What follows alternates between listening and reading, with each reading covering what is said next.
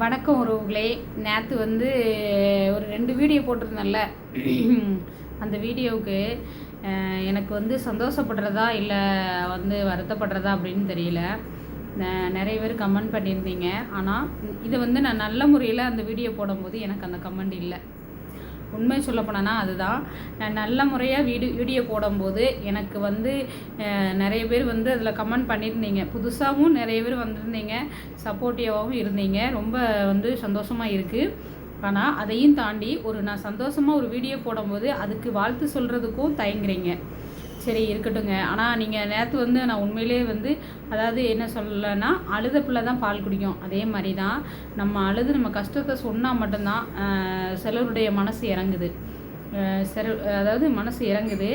அதுலேயுமே நம்மக்கிட்ட பழகுறவங்க, நான் யூடியூப்பாக இருக்கட்டும், என்கிட்ட பழகுறவங்களாக இருக்கட்டும், யாராக இருக்கட்டும், நானாக தேடி போய் நான் வந்து பேச மாட்டேன். அப்படியே இருந்தாலும் உண்மையிலே வந்து நமக்கு பிடிச்சவங்க வந்து அவங்கக்கிட்ட போய் நம்ம தேடி போய் என்கிட்ட பேசுங்கிறது வந்து ஒரு பிச்சை எடுக்கிறத விட ரொம்ப கொடுமையான விஷயந்தான். நெசமாகவே சொல்கிறேன். யார் மனசையும் கஷ்டப்படுத்தாதீங்க. நெசமாகவே எனக்கு வந்து நிறைய நான் வந்து ஒரு என்ன சொல்கிறது, நேரடியாகவும் நான் வந்து கஷ்டப்பட்டிருக்கேன், மறைமுகமாகவும் கஷ்டப்பட்டிருக்கேன். இந்த வார்த்தையை சொல்லாமல் இந்த மாதிரி பண்ணுறவங்களும் இருக்காங்க. சொல்லியும் முகத்துக்கு நேராக சொல்லியும் நான் வந்து இது பண்ணியிருக்கேன். என்ன அப்படின்னா, நான் வந்து படிக்கிற இடத்துல வந்து நமக்கு ஏற்கனவே நம்ம க்ளோஸ் ஃப்ரெண்டு எல்லாமே நிறைய பேர் இருக்கிறாங்க. இப்போவும் காண்டாக்டில் இருக்கிறது வந்து இருக்காங்க. 2-4 பேர் 5 பேர்கிட்ட இருக்காங்க. நெசமாகவே இருக்காங்க, காண்டாக்டில் தான் இருக்காங்க. அவங்கள வந்து நான் தொந்தரவு பண்ண மாட்டேன். அவங்க எனக்கு ஃபோன் பண்ணி பேசினா நான் பேசுவேன். நான் வந்து ஃபோன் பண்ணி தொந்தரவு பண்ண மாட்டேன். அப்படியே அவங்க ஃபோன் பண்ணி எனக்கு பேசினாலும் ஒரே வார்த்தை சொல்கிறது, வீட்டில் தானடா இருக்க, ஏன்டே ஃபோன் பண்ண மாட்டேங்க அப்படிம்பாங்க. அதிலே வந்து ஒரு சின்ன சங்கடம் வந்துடும். எங்கள் வீட்டில் தானே இருக்க அப்படின்னு சொல்லிட்டு.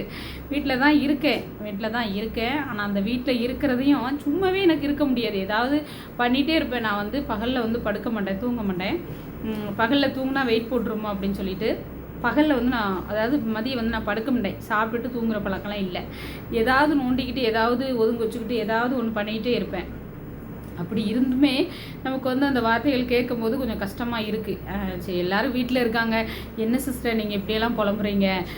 எத்தனையோ பேர் வந்து அதாவது நல்லா இருக்கிறவங்களும் வீட்டில் இருந்து எப்படி இருக்கிறாங்க. நீங்கள் வந்து சரி உங்களால் முடியாது, நீங்கள் வீட்டில் இருக்கிறீங்க, கண்டிப்பாக உங்களுக்கு ஒரு வேலை கிடைக்கும் அப்படின்னு சொல்லிட்டு நிறைய பேர் சப்போர்ட்டிவாக பேசுனீங்க. நான் வந்து இல்லைன்னு நான் சொல்ல மாட்டேன். அவங்களுக்கு வந்து நான் நன்றி சொல்லிக்கிறேன். அதில் என்ன விஷயம் அப்படின்னா, நிறைய பேர் வந்து ஒரே ஒரு வார்த்தை, அது வந்து பொதுவாக தான் எல்லோரும் கேட்பாங்க. ஆனால் எல்லாருக்கும் மனசு வந்து சங்கடப்படும்ல, வீட்டில் தானே இருக்கிற அப்படின்னு சொல்லிட்டு. எங்கள் வீட்டில் தான் இருக்கிறோம் இல்லைங்களே. அதாவது நம்ம வந்து தனிமையில் இருக்கும்போது தான் நம்ம வந்து யோசிச்சுக்கிட்டே இருப்போம். நான்லாம் நினச்சிக்கிட்டே இருப்பேன், என்னடா நம்ம வீட்டில் இப்படி இருக்கமே, நமக்கு ஒரு வேலை கிடைக்கும்டாக்க நம்ம சரி ஆண்டவன் ஒரு நல்ல முறையாக பெற்று போட்டு ஒரு நல்ல முறையாக இருந்து ஒரு 10-12 படிச்சுட்டு இருந்தால் கூட என்னத்தையாவது ஒரு பீடு சுற்றி ஏதாவது வந்து பண்ணிக்கலாம். நம்ம ஒரு காலேஜ் படிச்சுட்டு நம்ம ஒரு வேலையை நம்ம வந்து செய்கிறத நம்ம இல்லைன்னு சொல்லக்கூடாது. சரி இருந்தாலும் நம்ம ஏதாவது ஒன்று பண்ணும்போது என்ன இதை படிச்சுட்டு நீ இதாக பண்ண போகிற அப்படின்னு ஒரு வார்த்தையை கேட்கும்போது நமக்கு கஷ்டமாக இருக்கும். அதனால தான் நேற்று அந்த வீடியோவை நான் போட்டது. உண்மையிலே வந்து எனக்கு ரொம்ப சங்கடமாயிட்டு, எனக்கு அந்த வீடியோ வந்து அந்த பேசும்போதே எனக்கு தன்னை மிஞ்சி எனக்கு அழுக வந்துட்டுங்க. இப்படியெல்லாம் இருக்கிறாங்க உலகத்தில். வந்து அழகாக இருக்கணும், என்ன சொல்கிறது, அழகாக இருக்கணும், உடல் அமைப்பு நல்லா இருக்கணும், ஊனம் அப்படின்னா ஒதுக்குறாங்க. உலக நியதி வந்து நான் சொல்கிறேன், அதை தாங்க சொல்கிறேன். ஏன்னா அந்த இடத்துல வந்து உண்மையில் நான் ஒரு இன்டர்வியூக்கு நான் போனேன். நான் வந்து அது பொய் சொல்லலை. ஒரு போன இடத்துல நானும் இன்னொரு பொண்ணு, அந்த பொண்ணு அழகாக இருப்பாள், அதாவது காலேஜ் படிக்கிற பொண்ணு, நானும் அதே ஸ்டேஜில் தான் வந்து நானும் போயிருந்தேன். அப்போது என்னை வந்து அவங்க வந்து ரிஜெக்ட் பண்ணிட்டாங்க. அப்போ ரிஜெக்ட் பண்ணிவிட்டு அந்த பொண்ணை உள்ளே கூப்பிட்டு அவங்களுக்கு வேலை கொடுத்துட்டாங்க. இதில் என்னென்னா அவங்க வந்து அடப்பாவியெல்லாம் அழகாக இருக்கணுமா அப்படின்னு சொல்லிட்டு, சரி அழகாக இருந்து சரி அழகெல்லாம் என்னங்க அப்படின்னு சொல்லிட்டு நம்ம நினைக்கலாம். ஆனால் அந்த இடத்துல அவங்க வந்து நீட்டாக அப்படி ட்ரெஸ்ஸாக, அதாவது நம்ம என்ன கிழிச்சு போட்டால் போனோம், நம்ம நீட்டாக தான் போனோம். ஆனால் அந்த இடத்துல மாற்றுத்திறனாளிங்கும் போது என்னை ஒதுக்குனது காரணம் அழகாக இல்லை, உடல் அமைப்பு இல்லை. ஒரு கம்பெனியில் வேலை பார்க்கும்போது ஒரு ஸ்டாஃபாக நிற்கும் போது நமக்கு அந்த மாதிரி தகுதி இல்லையோ அப்படின்னு சொல்லிட்டு நினச்சிட்டு தான் என்னை வேண்டான்ட்டாங்களோ அப்படின்னு நான் வந்து நினச்சிக்கிட்டேன். சரி, நான் நினச்சிக்கிட்டது உண்மையாக பொய்யன்னு நீங்களே கமெண்டில் சொல்லுங்கள். அப்படியே தான் இருக்கும் சிஸ்டர் அப்படின்னு சொல்லிட்டு நீங்கள் முடிஞ்சால் சொல்லுங்கள். ஆனால் எனக்கு அப்படி தான் தோணுது. உண்மையிலே சொல்கிறேன், அழகை வந்து யாருமே இது பண்ண, ஆனால் உண்மையிலே என்னுடைய கணவரை வந்து நான் எப்போதுமே மனசில் நினச்சிருப்பேன். ஏன்னா ஏன் சொல்கிறேன் அப்படின்னா, வந்து அது என்ன சொல்கிறது, அந்த மாதிரி நிறைய எனக்கு வந்து இது மேரேஜுக்கு இது வந்து எனக்கு நிறைய தடங்கள் ஆகிருக்கு. கிட்டத்தட்ட ஒரு 10 பேர், ஒரு 8 7 பேர் வந்து பொண்ணு பார்த்துட்டு என்ன வேண்டான்னு சொல்லிட்டாங்க. காரணம் இந்த ஊனம்தான்.